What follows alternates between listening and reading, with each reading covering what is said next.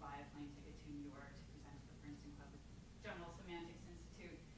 And then Marty put me on the schedule anyway, and I was like, you know what, maybe it is reasonable. So I did. So I'm here. So that's not the title. And I was going to tell you today that the title of my actual talk is Sounds of Life.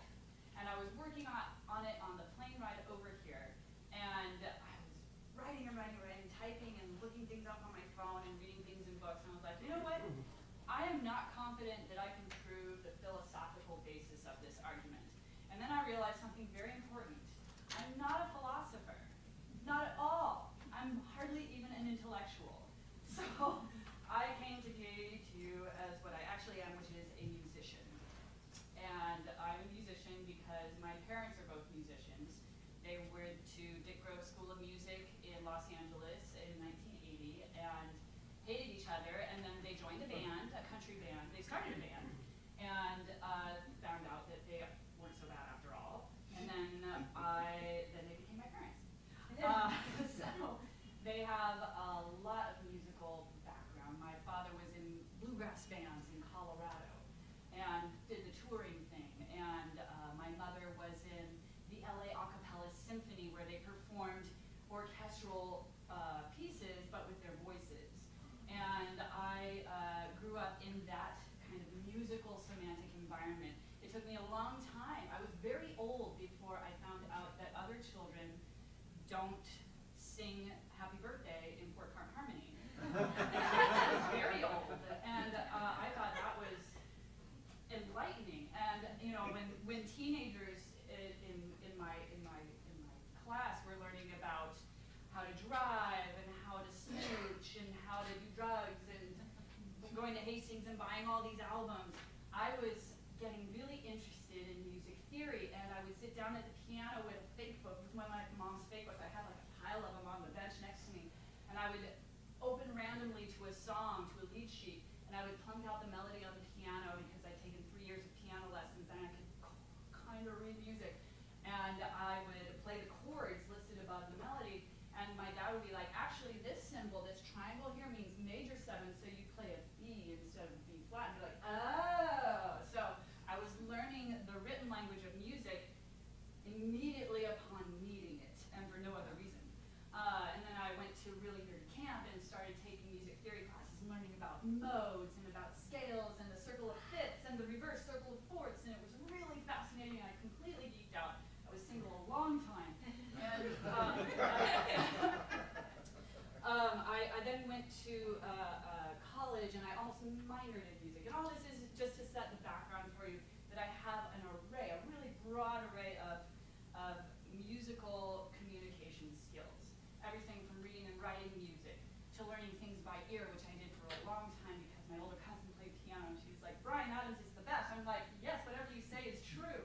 And I learned lots of things by ear, and I'm very adept at communicating in different ways about music to all different kinds of people, which is very exciting. And one of the things that I did here, in fact, was record a single yesterday with my friend Nico. I record a single every month, and I release it on SoundCloud and Patreon. And once a year, I record a cover by and with someone I know personally. And so my friend Nico Patton, I said, I really love your cowgirl song. Can we record that today? And we did. In a 3-hour session, we just trotted out a single, and it's brilliant, and I really love it. And I hope you do too when you listen to it. And actually, you can listen to it right now. Can I sing it for you really quick? Yeah. Okay, you're going to have to indulge me a little bit here. Okay.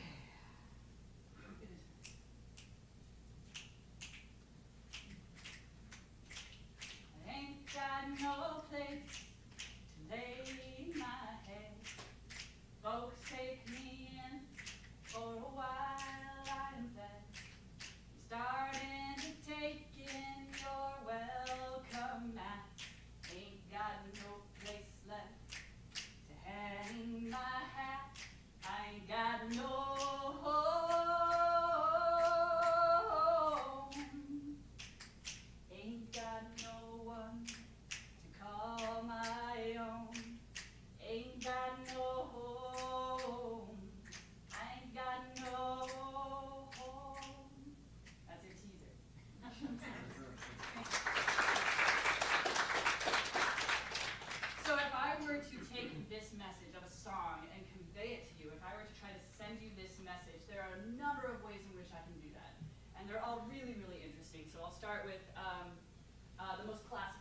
most intellectual and headiest one. It looks kind of like this.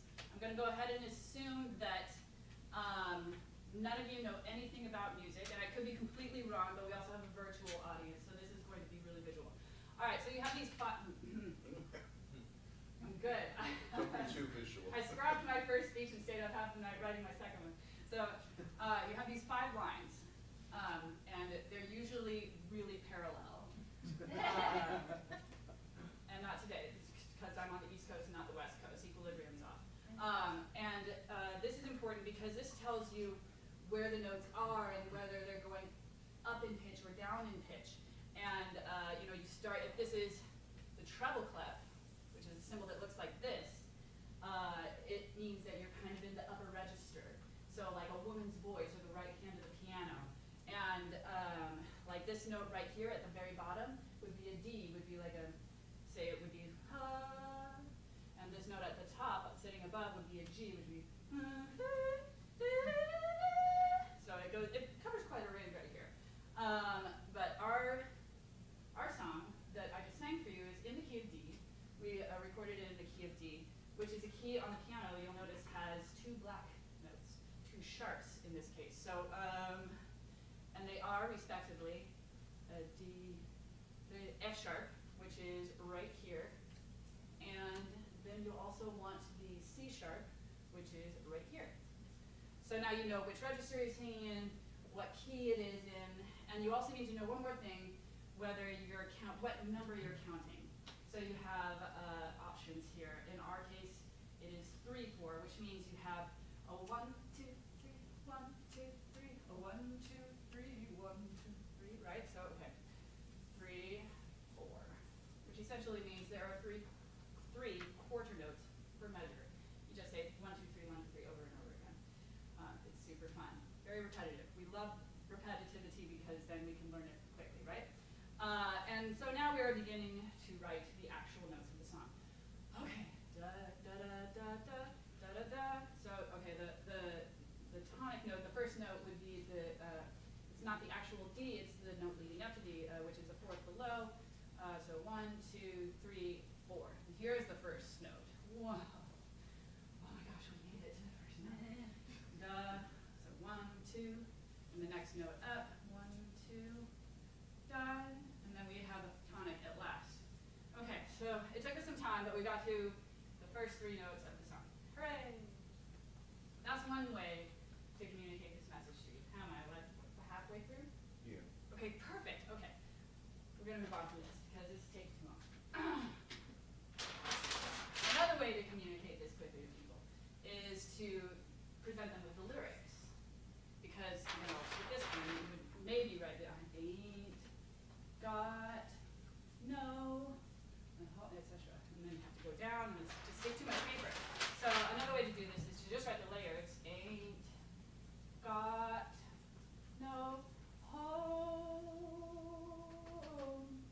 Ain't got no one to call my own.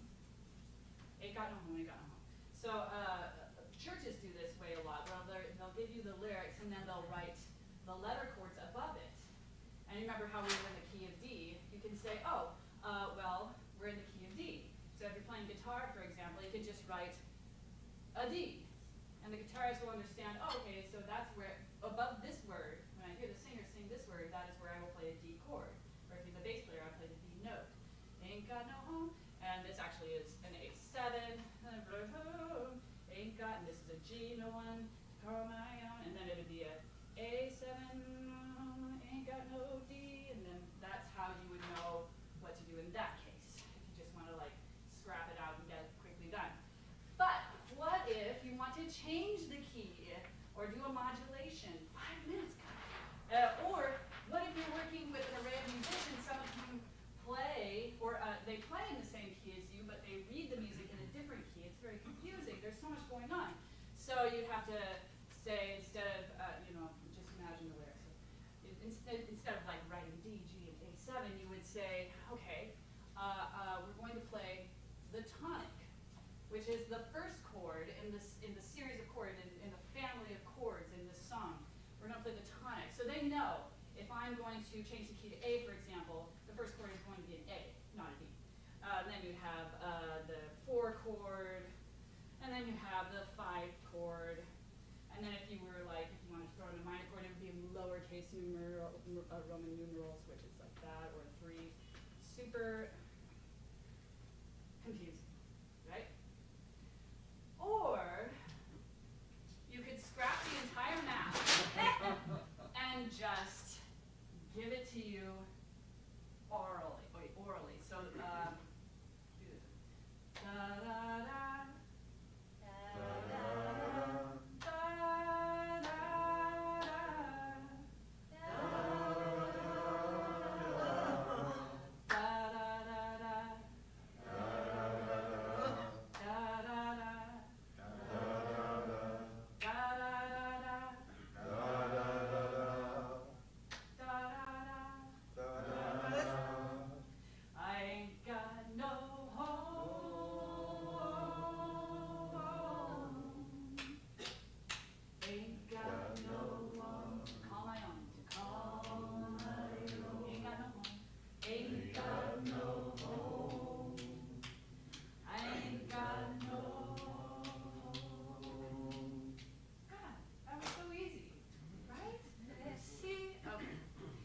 So, there are some cases, probably more than we realize, where you need almost no shared vocabulary in order to share your message. In fact, trying to explain is so cumbersome and slow, you would do better to dispense with words altogether. This is good for, all of these methods are good for remembering what you made. They're good for putting it into a letter and sending it to the other side of the world. And they're good for, what do I have here? Oh, or from 1,000 years from now, after our civilization has crumbled and we hope to God that we weren't a waste while we were here. That's what this is good for. Explanations and transcriptions are really useful for that.